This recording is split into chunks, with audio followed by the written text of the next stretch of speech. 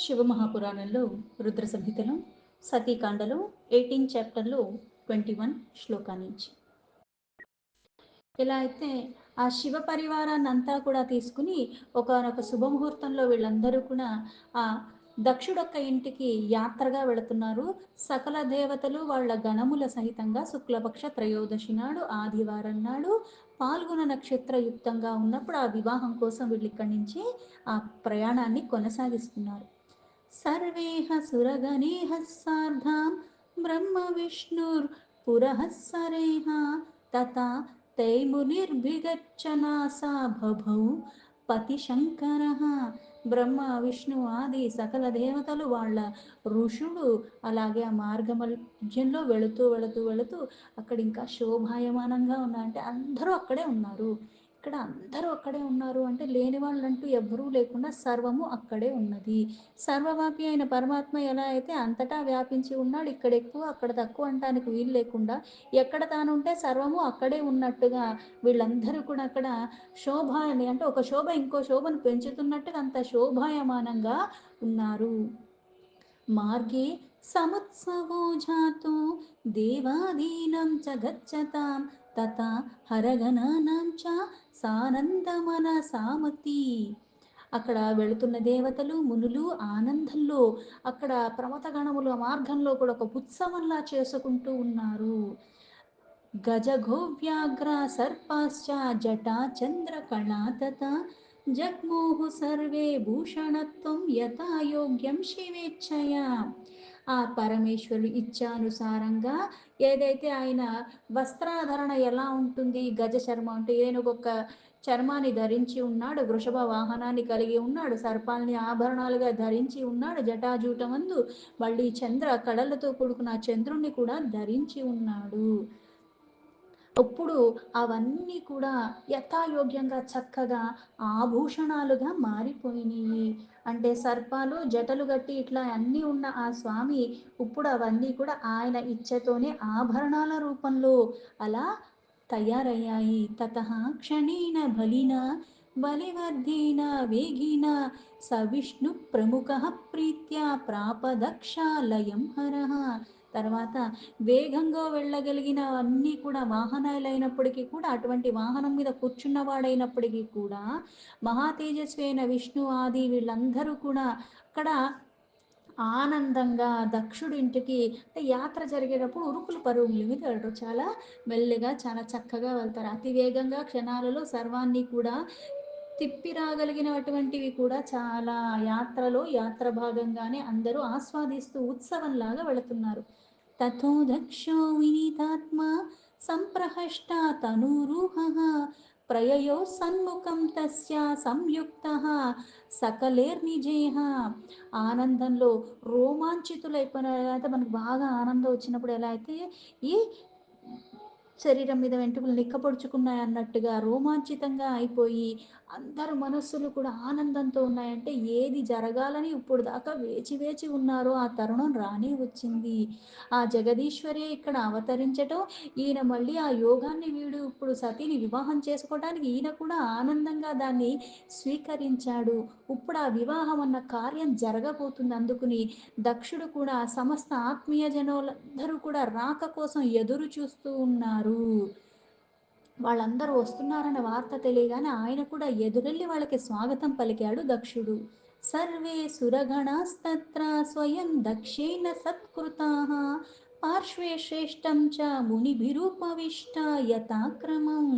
దక్షుడు యొక్క సమస్త దేవతలందరినీ కూడా సత్కరిస్తూ వాళ్ళందరికీ కూడా అలాగే అక్కడ ఉన్న పరమేశ్వరుని కూడా చక్కగా వాళ్ళకి ఉన్నట్టుగా అందరినీ కూడా యథాక్రమంగా అందరికీ కూర్చోటానికి కూడా అన్ని రకాలుగా ఏర్పాట్లు చేశాడు.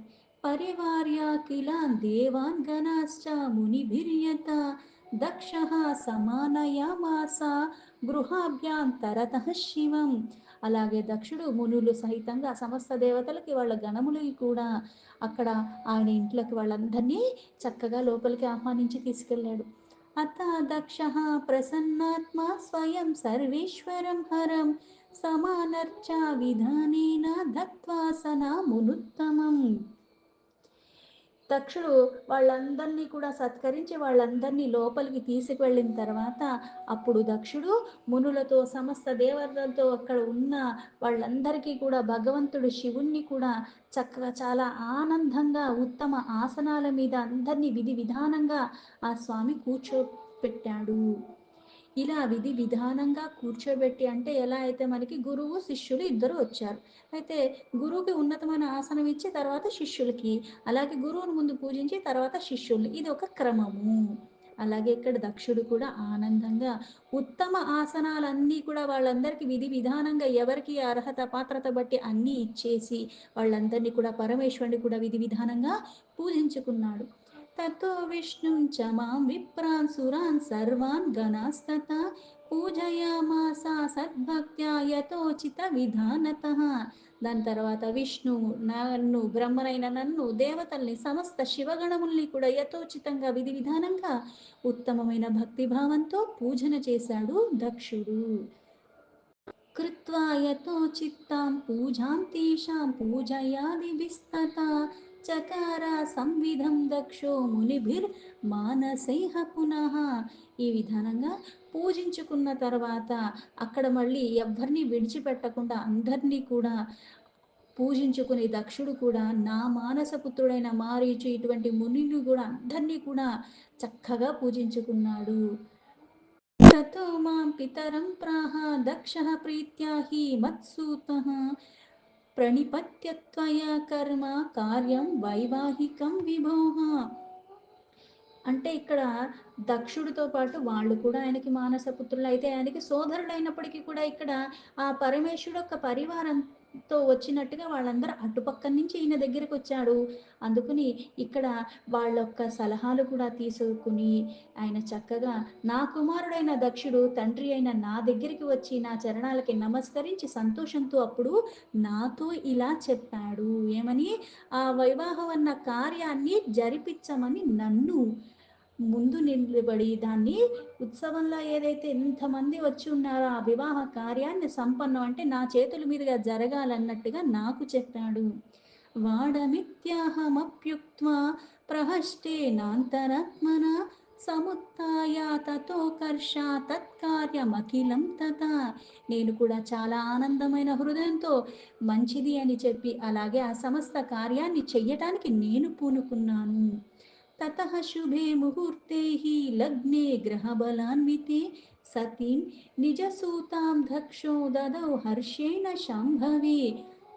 దక్షుడు యొక్క గృహంలో అక్కడ చక్కగా ఒక శుభ లగ్నంలో ఆ ముహూర్త కాలంలో ఆనందపూర్వకంగా ఆ పరమేశ్వరుడికి తన కూతురునైన సతీదేవిని ప్రసాదించటానికి అంటే ఇప్పుడు ఎక్కడైనా సరే ముహూర్త బలం అంటారు. శుభలగ్నం శుభముహూర్తం. ఎందుకు అంటే ఇక్కడ అన్నీ మంచివే, అన్ని శకునాలు మంచివే, అన్ని లగ్నాలు అన్ని ముహూర్తాలు అన్ని రోజులు మంచివే. ఎందుకంటే పరమాత్మ సర్వవ్యాపి, సర్వం వ్యాపించి ఉన్నాడు. ఈరోజు ఎక్కువ లేడు, రేపొద్దున తక్కువ లేడు. అందుకని ఈ గడియలో ఎక్కువ ఇంకో గడియలో ఎక్కువ అంటానికి కుదరకనట్టు ఉన్న పరమాత్మ అయినప్పటికీ కూడా ఆయన ఎలా ఉన్నాడంటే పూర్ణంగా ఉన్నాడు. ఎప్పుడు ఉన్నాడు? ఎప్పుడు పూర్ణంగానే ఉన్నాడు. ఆయనకి ఇటువంటి వాటితో ఎటువంటి సంబంధం లేదు. కాకపోతే మనం అంత పరిపూర్ణం కాదు కాబట్టి ఎలా అయితే కొన్ని అలాంటి ముహూర్తాలలో అలాంటి సమయాలలో అలాంటి తిథి నాడు మనం ఏదైతే స్వల్పంగా చేసినా సరే అక్కడ మనకున్న సంకల్పం బట్టి మన భావన బట్టి ఆ కార్యం ఇంకా సఫలమవుతుంది. దాని ప్రభావం మన మీద ఎక్కువగా ఉంటుంది. ఎలా అయితే పిచ్చి ఉన్నవాడికి అంటే పిచ్చి ఉన్న వాళ్ళని పిచ్చి ఉందని అంటాం కానీ అమావాస్యకి పున్నమికి వాళ్ళకి చాలా అతిగా అయిపోతూ ఉంటారు. అంటే అలజడిప్రాయంగా ఎప్పుడూ ఉన్న మనకి ఆ అలజడిని తొలగించుకోవటానికి కొన్ని తిథుల్లో ఎలా ఉంటుంది అంటే నిగ్రహణ చాలా సులువు అవుతుంది. ఇక్కడ కూడా అంతే. అంటే వివాహం అన్న క్రతువు చేసేటప్పుడు ఇంకో వ్యవస్థని స్థాపింపజేయటానికి లీలగా అక్కడ వివాహం అన్న క్రతువునన్నది ఎందుకు ఇక్కడ చెప్తుంది అంటే ఎలా పడితే అలా కాకుండా మళ్ళీ అంటే కొన్ని కొన్ని గడియల్లో ఆ వ్యవస్థలోకి నువ్వు వెళుతున్నప్పుడు ఏమవుతుంది అంటే ఆ వ్యవస్థ నిన్ను మళ్ళీ అక్కడి నుంచి స్థిరత్వంతో ఉండేలాగా అందరికీ మళ్ళీ వివాహానికి ముహూర్తం చూస్తున్నాం, అన్నీ చూస్తున్నాం, అన్నీ చేసే కదా వివాహాలు చేస్తున్నాయి.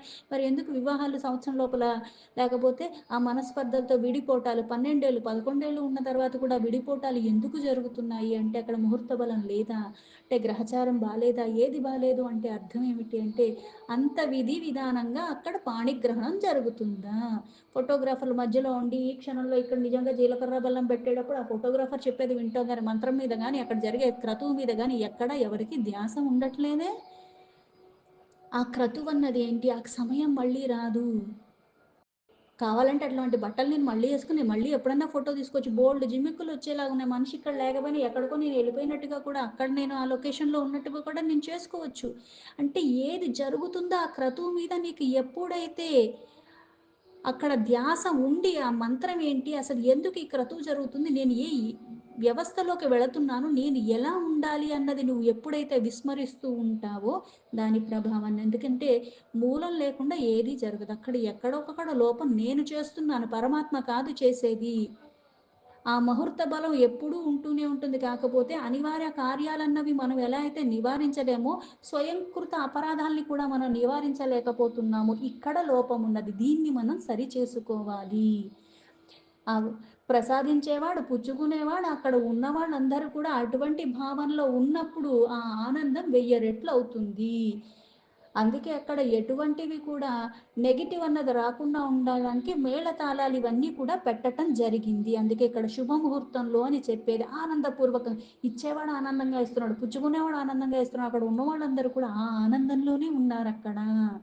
ఇచ్చక పుచ్చక మాటలు అవన్నీ అక్కడ లేవు. ఆస్వాదిస్తున్నారు ఆ క్షణాన్ని వాళ్ళు.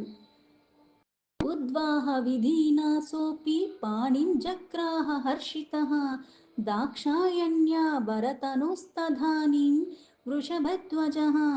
ఆ పరమేశ్వరుడు ఆ సమయంలో ఆనందంగా ఆ చక్కని అందమైన శరీరాన్ని దలిచి ఉన్న దక్షుడొక్క పుత్రిక ఆ వైవాహిక విధి కారణంగా అక్కడ ఆయన పాణిగ్రహణం చేశాడు. ఆవిడ ఏం చెప్పింది, వరం ఇవ్వటానికి ఈవిడ తపస్సు చేసింది, వరం ఇవ్వటానికి ఆయన వచ్చాడు, నా భార్యవి కా అని చెప్పాక కూడా ఇక్కడ లోకాచారాన్ని అనుసరించి నా తండ్రి దగ్గరికి వెళ్ళి నన్ను మీరు ఆయన్ని అడగండి, ఆయన అంగీకారంతో పాణిగ్రహణం చెయ్యండి అని చెప్పింది. ఇప్పుడు అలానే చేశాడు ఆయన.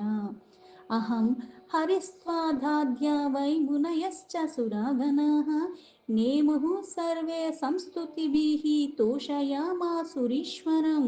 అదే సమయంలో నేను శ్రీహరి అయిన విష్ణు, అలాగే నువ్వు అంటే నారదుడు, ఇక్కడున్న మునులు, దేవతలు అందరూ ప్రమథగణములు ఆ పరమేశ్వరుడికి నమస్కరిస్తున్న ఎన్నో రకాలుగా స్తుతుల ద్వారా ఆయన్ని సంతుష్టిపరుస్తున్నాను. వివాహం అన్న క్రతువు అంటే అవతారమే లేనివాడు అవతారాన్ని తీసుకుని మళ్ళీ లోకహితార్థమై కొన్ని వరాలు పొందిన దైత్యులు చేస్తున్న ఆ ఆకటాలన్నిటినీ కూడా తొలగించటానికి పరమాత్మ మళ్ళీ ఇలా రూపంలో ఎప్పుడూ వస్తూనే ఉన్నాడు. సముత్సవో మహానాసీ నృత్యగాన పురఃసరః ఆనందం పరమం జగ్ముః సర్వే మునిగణాః సురాః. ఆ సమయంలో వాళ్ళందరూ ఎంత ఉత్సవంలా చేసుకుంటారంటే నాట్యాలు, గానాలు ఇట్లా అన్నీ చేస్తున్నారు. సమస్త దేవతలు, మునిగణములు పరమ ఆనందంలో ఉన్నారు. అంటే ఎక్కడ ఈర్ష్య అన్నది లేకుండా అందరూ కూడా చాలా ఉత్సవంలో పాల్గొంటూ నృత్యాలు, గానాలతో వీళ్ళందరూ జరుపుకుంటూ ఉన్నారు.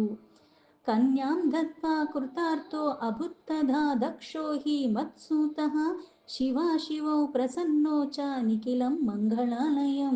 ఈ ప్రకారంగా నా కొడుకైన దక్షుడు ఆయన పుత్రిక అయిన సతీదేవిని ఆ పరమేశ్వరుడికి ప్రసాదించుకుని కృతార్థుడైపోయాడు.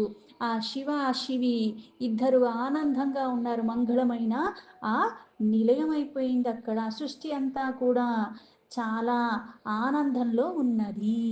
దీంతో శివ మహాపురాణంలో రుద్ర సంహితలో సతీకాండలో 18th చాప్టర్ సంపూర్ణం.